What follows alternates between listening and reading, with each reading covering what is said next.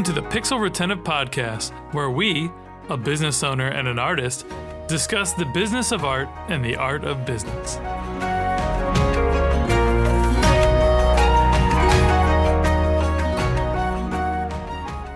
Hey friends, I'm Carl, founder of Epic Made. And I'm Ross, creative director at Epic Made, and we're the hosts of the Pixel Retentive Podcast, where we share our thoughts on creativity, art, and business. Past guests include Alexi Fallon of Variable, Ian Harrison, aka Munster Vision, and Marin Hayes of Dash Studio. We are forever grateful for the supporters of our podcast, and we're always looking for more sponsors. That said, Pixel Retentive is brought to you by the creative gurus at Epic Made. Epic Made is a team of strategists and artists who excel in visual storytelling. Our studio crafts unforgettable animation and illustrations that not only captivate your audience, but also drive tangible business results. We specialize in engaging imaginative, pop culture savvy audiences with beloved clients like Nickelodeon, WWE, and Sci-Fi. Visit getepicmade.com and let's collaborate on your next creative campaign. I've given him shit every episode of the 77 episodes that we had so far. He still hasn't gotten our own description down to a site. Yeah, it's all right. It's all right. We need to change. With us today, we have Andy Arkin, and after 32 years of running the first boutique repping agency focusing on animation, design, and visual effects, Andy has finally retired just in time to not have to confront what AI is going to do to the world. Welcome, Andy. Pleasure to have you. You too. Yeah, in posterity, I suppose. Man, yeah, AI. So we will just skip that entirely. Because we could spend the whole episode griping about that. And we have many of those, for sure. But before we jump into today's topic, Andy, I want our audience to get to know you a little bit better. So tell us how long you were in your industry, I guess, now, and the product you're proud of most proud of so far. I need more coffee today. So I would say at some point you'd be able to talk. So one thing that I like to talk about is the name of the company that I retired from. Love it.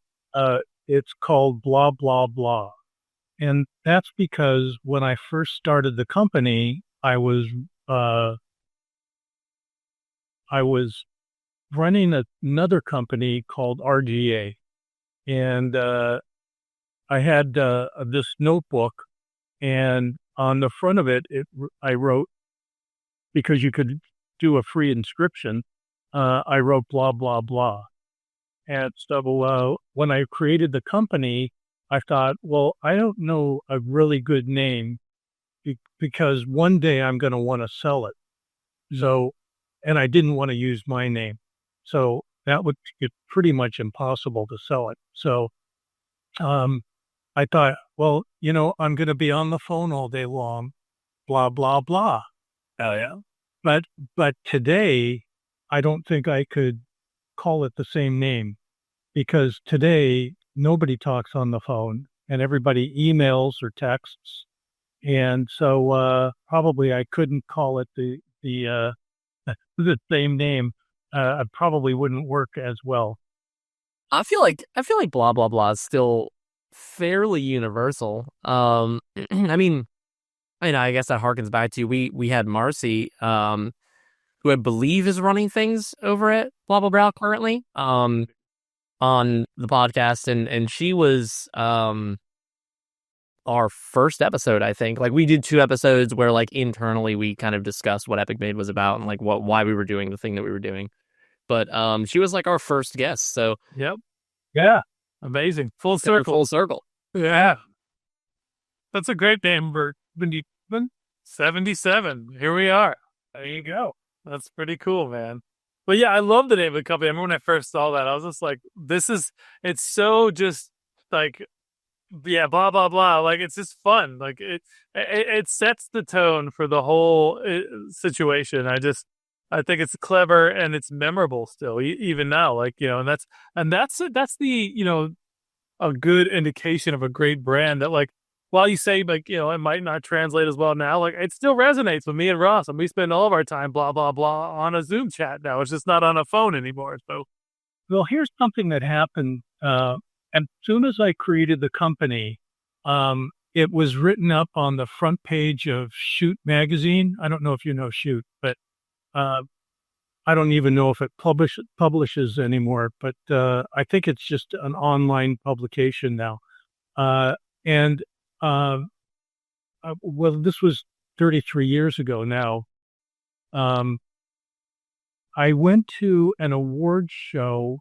I think it was at the New York Philharmonic space, and people there already knew the name and were coming up to me and saying, "That's just such a great name."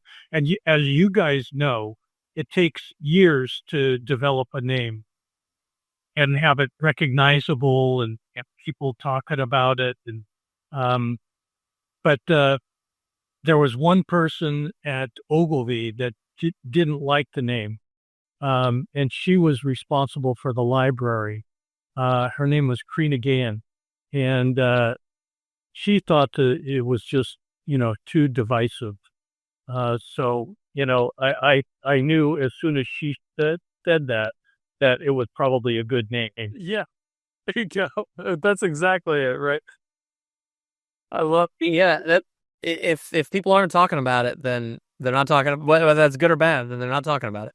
Yeah, exactly. And one of the other things that happened to me was that I started keeping a list of like sayings that I liked and things that resonated with me, and so and every once in a while I'll come across a name that I think outdoes it for me, but I haven't still found something that's better than blah blah blah. I love that. Um, I retired, as you guys know, and I just heard a quote that makes so much sense to me. I'm retired, and I heard something the other day that makes a lot of sense. I wake up each morning with nothing to do, and by the time I go to bed, I've only finished half of it. Well, that's perfect. Yeah. And that's kind of what happens to my day. I retired probably about a year and a half ago, and people always say to me, "Well, what do you do all day long?" And I just still don't know what I can do all day long. And by the time that I go to bed at night, I haven't finished half of it. So I'm gonna be awful at retiring for sure. I mean, I'm just gonna continue working on my own stories and artwork and things like that. It's just gonna be a never ending cycle. Same. Well, that's interesting that you said that because I decided that since I represent or represented past tense special effects, animation, design, visual effects, all that kind of stuff. I decided to start my own animation. I've never animated. I've never designed a character before, but I decided that I would give it a shot. And so I created something that, and maybe Carl knows about it. I think you do. Fly on the wall. Yeah. Fly on the wall. And it, for people who wish they were there present as a fly on the wall. And so I'm always looking for any stories that have to do with people being present and like, I don't know if you guys watched the SNL special the other night, but I wish I was a fly on the wall to be able to watch that in person. So yeah, that's kind of how I spend a lot of my time every day. So oh, that's it. I love it. Yeah, I've seen you kind of going on that journey since you and I started talking, which was in 2021, by the way. We've been friends like 4 years now. It's crazy how fast that did. long. Yeah, it's crazy. And we And Epic Made has done really well in that time. We've really grown and expanded and, gotten bigger and better clients and better opportunities. And Ross keeps delivering. So I just keep selling the shit. And it just was working out somehow. So yeah, I line him up. He knocks him down. It's working out. So Absolutely. And in the legacy of blah blah blah, the main topic for today is actually what to kind of like look for in a repping agency, especially in the animation, visual effects sort of context, right? We're obviously, I mean, we could technically be a client of blah blah blah if we so chose, right? Like theoretically, right? We're like the target demographic. And so hearing some of your thoughts on what you guys look for in people to rep, as well as what artists or studios might look for on the other end, and what the benefits are, right? Like, I think that giving just kind of an overview of like why you would even seek out someone, an entity like blah blah blah would be a great starting place. Well, one thing that I always start with, because I used to consult, I did half of repping and half consulting when I first started in business, because I wasn't sure, whether I was even going to get any accounts. And so I started consulting to a company called Will Vinton Studios.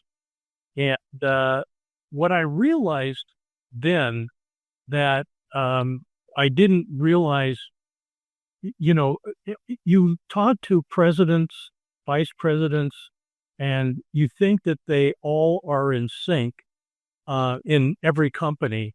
But what I found out was that was so far from the truth. And so what I say to when I write a consulting gig, the first thing that I write is, if you don't know where you're going, any road will get you there. So, and that's from Alice in Wonderland. The truth of that is that you really need to talk to everybody, make sure that you're all in sync and all your ducks are in a row. So I think that that's one thing that I realized, that Will Vinton and this guy David Altschul, who you guys you should talk to David Altschul as well. What I realized was that they weren't even in sync, and so their future, which they pulled off, was switching from clay animation. They were the best at it, to computer animation. And they did was they took over one account that really put them on the map, and that was the M&M's account from BBDO. And Blue Sky had originally done the first round of animation, because you're like, great, yeah. And Chris Wedge was brilliant. He is still brilliant. But Will Vinton Studios took over the computer animation and did such an incredible job that I think that they still, well, it's changed so many times now. It was changed to Vinton, and then it was changed to something else, and now it's something else. And but I think that these guys still do the animation for them. Say, yeah, it's pretty awesome. And the idea is to make a plan and then review it like every year and make people are still in sync, because you would be amazed how quickly people get out of sync, and they think, if I turn left, then it's a better road, and if I turn right, and I'm thinking about the red pill and green pill, blue pill, yeah, from Alice in Wonderland. But if you take one pill you go one direction. If you take another pill, and people quite often, you would be amazed that people take different pills, and they think that everybody else is taking the same pill. So, and then the other thing that I realized when I did one consulting gig, and the consulting gigs were really good for me as well, because it made me realize what I needed to do for my own company, blah, blah, blah, was I realized that these guys didn't want more business. They just wanted better business. And so I said, the best way to get better business is to hook up with the clients that you already have and expand the list, get a better volume from the current client list. Right. So that's what they did. And they were able to pretty much double their billings. And that was a surprise to me. But the only place that I never wanted to represent, and because they were so buttoned up, was Bigfoot Music. And Ray Foote was so buttoned up. He knew more about his business than I think anybody in this business knew. And he had friends at high places, and it was a great company. There just wasn't a whole lot you could offer them from that perspective. Right, exactly. And I don't even know if they're still in business. But Sherman was the composer, and he probably is still composing. So, yeah, that was a great company, and one that I didn't think I could add much to. So, right. Yeah, it's funny. Like so Epic Made's been growing relatively quickly over since 2020, I would say. Probably the last 5 years or so. We hit like an exponential growth, not quite where we need it to be yet, but it never is, right? So, the thing that we've seen, I think it speaks a lot to what you're saying, is that prior to getting in the room with larger and larger marketing agencies or peer creative studios or clients, like, I think there was always this sort of expectation for everyone to be buttoned up and for everyone to be on the same page and for everyone to like know what they were doing and not just winging it. But it's kind of like when you grow up and realize that your parents are just people, right? And that like they're not like actually have all the answers. In fact, a lot of the time they have less answers than you do at this point.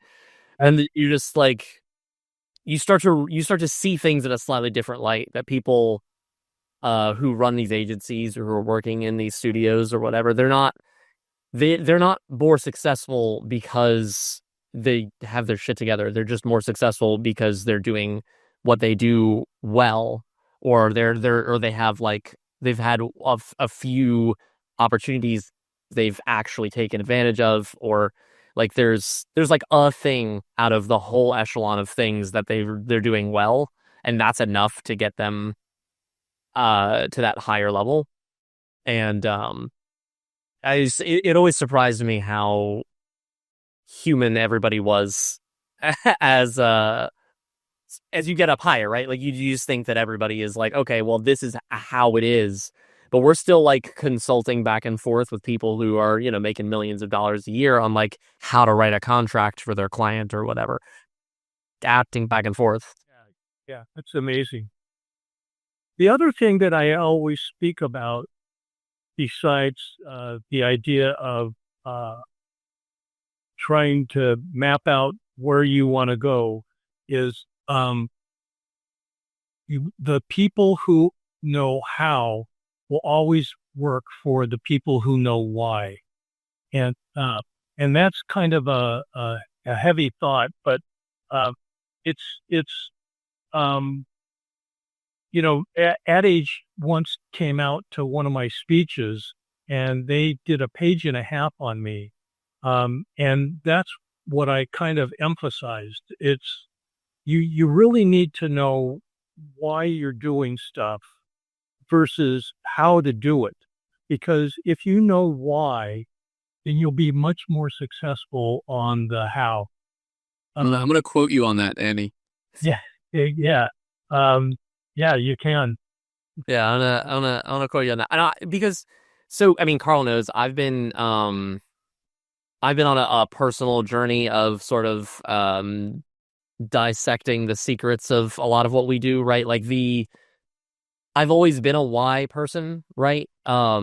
Just the idea that there is a through line for how to tell stories and things that like color theory, story theory, color psychology, like there's just a ton of reasons for why a lot of this stuff works, that like having the hands to do the things is becoming less and less important. Absolutely. And especially with technology just changing so quickly. I mean, when I first started at Digital Productions, they had a Cray XMP. It cost you won't believe this.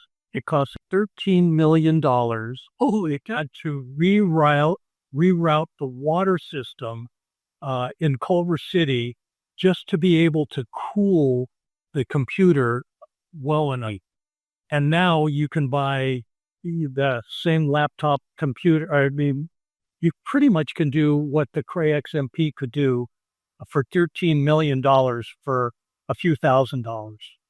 Wow. Yeah, that's crazy. Yeah, and it's leveling the field incredibly. Well, AI is doing a crazy amount of that too. It's apparent to me that like what's going to really be the champion of who makes the best stuff in the next 10 years is who has the best ideas, right? Who's innovating up here, because the tools are making it easier and easier for people to execute. Fortunately, right now, because the work we do is in the upper 20th percentile, if not smaller than that, it's really, you can't just rip that off with AI. Like you can easily see all the imperfections, just like with a copywriter or an animator, illustrator. Like the generative stuff just isn't as good as the best human stuff. But I don't know how long we're going to hold that ground. It's well, it's really scary, and I'm glad to be out of the business. One thing that happened. Go ahead, Ross. Oh, no, you're fine. So that's the thing, though. I actually I watched who Brandon Sanderson is? Either of you guys? He's a well-known fantasy author, right? Brandon Sanderson. Can you hear me? Yeah, you're back. You cut for a second. Oh yeah, you're back. Oh, I'm so sorry. I was saying Brandon Sanderson. He's a well-known fantasy author. I watched a seminar of his, maybe a week ago or so, and he said something interesting that sort of conflicts with Carl's mantra. He, according to him, thinks ideas are actually pretty cheap. That like it feeds into the AI problem in that you can, if you have an idea, you can generate an output of that idea, right? But I think it goes more toward Andy's point of like, it's the execution of like how you go about doing those, like the why and like the personal element you put into it.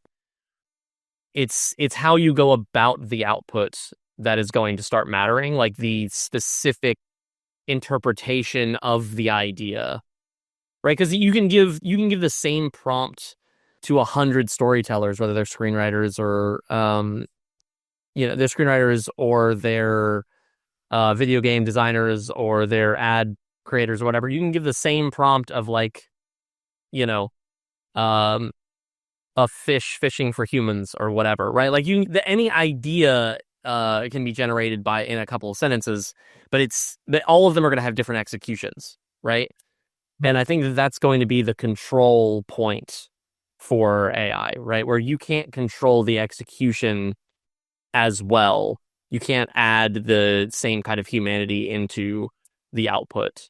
No matter how many times you can in-paint or how like much actual nuanced control you have, you're still telling a computer to have control over the output. Yeah. And that's what I think.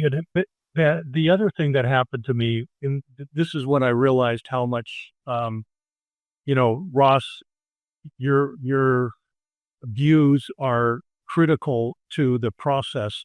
I went to a trade show. I guess, and might have been computer animation or something like that. But I went to a trade show, and there was this gigantic booth for Microsoft, and this gigantic booth for some other computer software, and this gigantic booth for something else, and there was this little booth, this tiny booth, and everybody was trying to get into this booth, and that's because these people were the most creative people in the I might have been at Javits Center or something like that, but yeah, it still comes down to your creativity and how you're using that creativity to produce, perform. So the other thing that I find when people are looking for reps is to make sure you're always honest, because on my first interview, when I couldn't get a job, I mean, no matter what I did, I was 24 years old. I had just closed my leather business. I was interviewing for jobs everywhere. And I went to, I got a call from this friend of mine who said he knew that BBDO was interviewing for jobs. And it was a mailroom job. But I didn't care. I mean, I just wanted to get into the business. And so I went and I interviewed with this guy named Jack Bernardi, but he interviewed me. And then at the end, and the interview went incredibly well. I was interviewing for the mailroom against 44 other people. You imagine. And the job started at $500 a month. Anyway, so Jack, at the end of the interview, told me this joke. And the last word of this joke, I had no idea what he meant. I had never heard this word before. And so I said, I got to tell you, I don't know what that word means. I don't remember what the word was. And Jack had this incredible vocabulary. And so at the end of the interview, he told this joke. This word was used. And I said, I'm really embarrassed, but I don't know what that word means. So he defined the word for me. And then he said, most people don't know that word. I looked up a word that even I don't know. And it came down to, whatever, Zizzifix. And he said, he defined what the word meant to me. And then I played back in my head, the joke. And I said, yeah, that would have been a lot funnier if I knew what that word meant. So I start the job. They gave me the job. And I said, later, well, I don't understand why you hired me. I didn't even understand the joke. And he said, 99.9% of people would not get the joke, but you were honest enough. I guess thrown in it. You do people of the 44 interviews that were honest enough to say, I don't get the joke. So, and that proved to me just to be honest. So, I also said to him, well, I don't know the difference of the mechanical versus a paste up. He walked out of the room and he turned around and before he walked out, he said, "They're the same thing, by the way." And he walked in. I felt so embarrassed, but, yeah, I recouped, and, he became my mentor and, for years. And then I got another mentor, this guy named Bill Bogle, and Bill is still, my mentor. Bill taught me how to write a marketing report.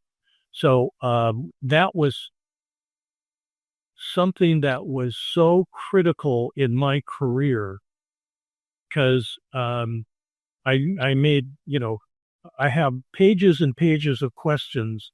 And, when I consult to somebody, I go over every question and I make sure that I understand the answers.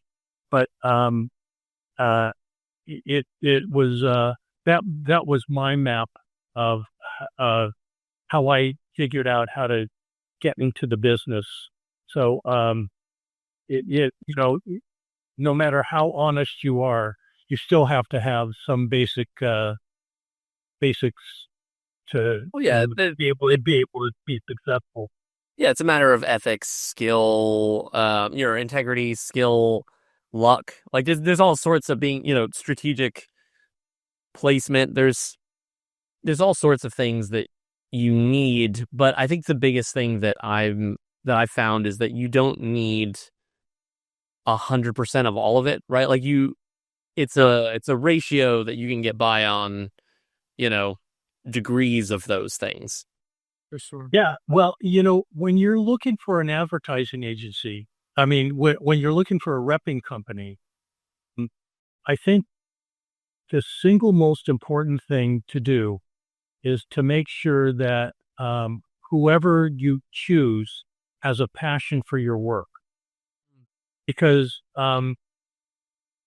they're the people that are going to be there literally representing you to the public. And if they don't have a passion for your work, then, they'll say, this was really well done instead of this was just absolutely brilliant. And, if they don't have a passion for your work, then move on and find somebody else. And it's tough when you're first starting off because nobody's probably going to have a passion for your work. But if you really pursue your heart, then you're going to come out with one piece that you're going to feature and one piece that you want to lead off your show reel, and that's going to be, speaking to the voice that you want to most project. So, yeah. The other thing that I was told before I started the business, when I got into advertising, was never talk about anybody poorly. And I talked about somebody poorly, and it came back to bite me in the ass. And it was from a friend of mine who turned on me. Yeah, that happened. Yeah, that happens. That's unfortunate. Yeah, so it happened. That happened to me. So yeah, that's Yeah, it's crazy how many people so like I didn't have social media until 2020, right? So like I literally didn't have a single social media outlet, even as an artist. So I have a bachelor's in animation and digital painting. And I basically right out of college joined up with Carl and then also started doing sort of my own stuff on the side. But I just never felt the need to have social media at the time. And I never used it personally. It just wasn't something I fell into. And when 2020 hit, I was like, I should probably have some sort of presence on the internet just in case. what was your first Sure. Sure. Unfortunately, I know Twitter and Instagram. I kind of did all of them at the same time for a little while. But one of the things that I think I got a huge benefit from was that I didn't I didn't pick up this like weird ego issue that like where people this weird validation issue that people have with the internet, where it's like you're posting your stuff with the intention of receiving these like kudos from people who will never actually influence your life at all. Yeah. Um, Yeah. and it's weird. It's made people comfortable with doing stuff like talking bad about where they work, or like it's weird. People like weirdly speak their mind and use it as like a diary as though it's not public. And it's a strange thing that I never picked up because I mean I did it so late, and I knew the trappings of it going into social media, whereas like a lot of people my age didn't, because they like grew into it as it was being born. And I still kind of fell into that a little bit, right? Like it's a really poisonous situation where like you start to find that you do kind of want validation from the void. And I think it creates a weird comfort in you to want to just like say whatever you want to anybody else because you want people to talk to you. And I think that that's where a lot of that, like, oh yeah, you know, my job sucks or my boss sucks or this person screwed me over or whatever, because you're just trying to connect to people over the internet, not really thinking that it's public. So I think there's a lot more of that actually, where people are like caught accidentally saying bad stuff about their peers or their studios or their clients or whatever. Well, there was this guy. There was an agency called DMB&B, and there was a guy that was a creative director, and I think he was on their Burger King account. And so he said, "My first love is playing the guitar, and my second love is advertising." Mm-hmm. And that was it. And his clients called up and they said, fire him.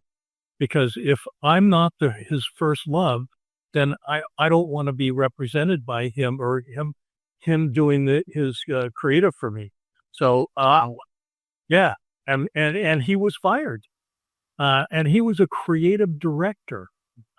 So that was kind of nuts. But yeah. Carl, you know, I want to ask you, so when you lose a job, if you lose a job, I'm sure that that's happened before, of course. Never. Do you always make sure that you get back to the client and say thank you? And Yeah. Well, I always leave everything as amicable as possible. Never want to burn any bridges. It's always just like, hey, you know, we get that we weren't a fit right now, and you know, hopefully we can stay in touch and figure out what the next, you know, if something else comes up, kind of thing. And those have circled back in the past. Like they didn't go with us for a first thing. They came back and like they thought this other place might have been better and it wasn't. Or you know, sometimes we're a little pricey, but like we price ourselves because where we're valued at, you know, or at least I think so. I think that it does come back in the right, you know, the right cases. You know, one of the reasons that I really like your company is that you always get back to me. And so, and that's that's such a key point. And I think, anybody who's interviewed for a job should follow up and make sure that they send an email or a letter or a postcard, something, to say thank you for, you know, at least including me or hearing me out. So, yeah, that's really critical. And that's another thing that, I make sure that blah blah blah does say thank you and thanks for thinking of us and those kinds of things. So Carl's actually made some handmade cards for clients, like that like he's had custom drawn, like drawn using the olden ways. And I know a couple of the clients who receive them like keep them on like their fireplace mantles and things like that, or frame them just because they're I actually started having some people on my live stream, and I do art with them live, and then print it out and sign it and send it to them, which is fun. So the little things. Dude, how do I see some of that? Dude, you should come on. It's Wednesday nights at 8 p.m. every week. That's where you'll find me on YouTube. Colorful Carl art. Yeah, but Oh, right. I've seen some of the artwork. yeah, Based on your dad's work? kind of sort of. My dad's infused into all of it actually, and sometimes it's just subtle textures. Sometimes it's like I'm finishing a piece of art my dad started in the 70s or something. But it's definitely a good time. But yeah. I found in this level of business, really, it's like everybody that makes it to the top, let's say, like where you make really, unquestionably high quality work. It's really about who you know and then your communication skills. Because you can already do the work, right? There's 100 other companies that can do the work, right? But it's like, do they want to work with you? And are you good at communicating? It's like after that, that's really the big deciders that I've seen.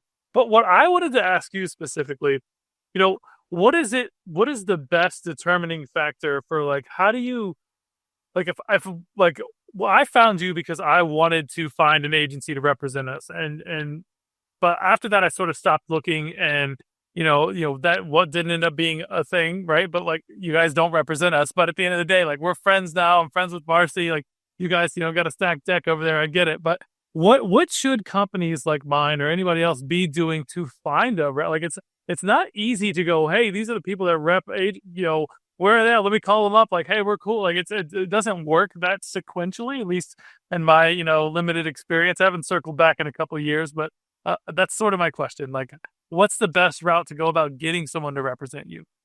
Yeah, there was one time that I was asked to be on a board of a panel for boards, this magazine that came out of Canada. And one of the people said, how do we get through to creative directors? And there is no good answer. But to specifically to answer your question,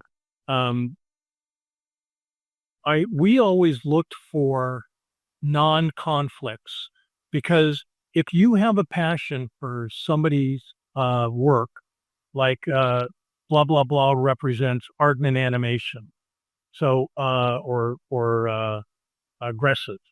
So if you have a passion for that work, you don't want to upset that client and take on another client that has similar work.